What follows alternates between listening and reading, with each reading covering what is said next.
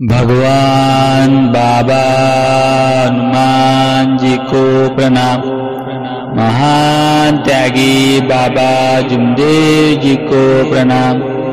परमात्मा एक। सर्व सेवकांना माझा आदरपूर्वक नमस्कार। आज आपण या व्हिडिओमध्ये जाणून घेऊया की बाबांना चार तत्व कसे मिळाले। तर चला व्हिडिओला सुरुवात करूया। महान त्यागी बाबा जुमदेवजीला जेव्हा भगवंताची प्राप्ती झाली त्यावेळी पूर्ण देवी देवतांनी आपला परिचय दिला आणि सगळ्यांनी म्हटले की आम्ही भगवंत नाही आहोत, आम्ही मानव आहोत। आम्ही भगवंताचे प्रिय कार्य केले, परंतु मानवाने आम्हालाच भगवंत समजून पूजा करायला लागले आणि सत्य भगवंतापासून दूर झाले। त्याच्यानंतर एका भगवंताने आपला परिचय दिला, हे मानव, तू मला कुठे शोधत आहे? 24 तास मी तुझ्या पाशी आहे। ज्यावेळी मी सुटून जाईल तुझे शरीर मृत होऊन जाईल। तेव्हा बाबांनी विचार केला, अशी कोणती शक्ती माझ्या पाशी आहे जो मी जिवंत आहोत। तेव्हा बाबाच्या लक्षात आले की आत्मा हे निराकार आहे, चैतन्यमय आहे। आत्मा ही परमात्माचा अंश आहे।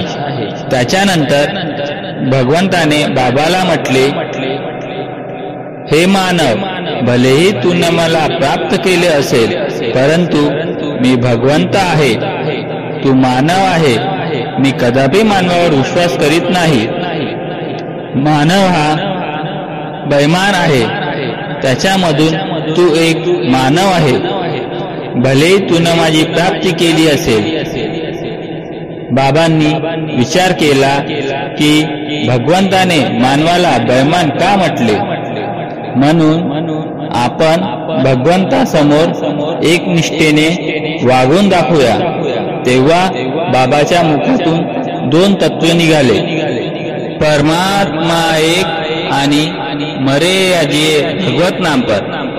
या प्रकारे बाबाने हे 2 तत्व भगवंताला दिले आणि संकल्प केला की जिवंतपणे मी एका भगवंतालाच मानीन आणि निस्वार्थपणे व इमानदारीने मानवाची सेवा करीन। याच्यासाठी बाबांनी आपल्या जीवनात कधीही गुरुदक्षिणा घेतली नाही, कोणाला पाया लागू दिल्या नाही।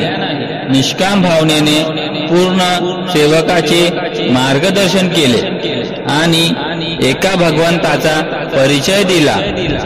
त्याच्यानंतर बाबांच्या मुखातून अजून 2 तत्व निघाले, दुःखदारी दूर करते हुए उद्धार आणि इच्छानुसार भोजन। बाबांना वाटले की भगवंताने 2 तत्व आपल्याला दिले। याच प्रकारे बाबांनी पूर्ण सेवकांना भगवंताशी जोडले आणि बाबांना अशा प्रकारे 4 तत्व मिळाले। जर माझ्या बोलण्यात काही चूक झाली असेल तर मला क्षमा करा। सगळ्या सेवकांना आदरपूर्वक नमस्कार।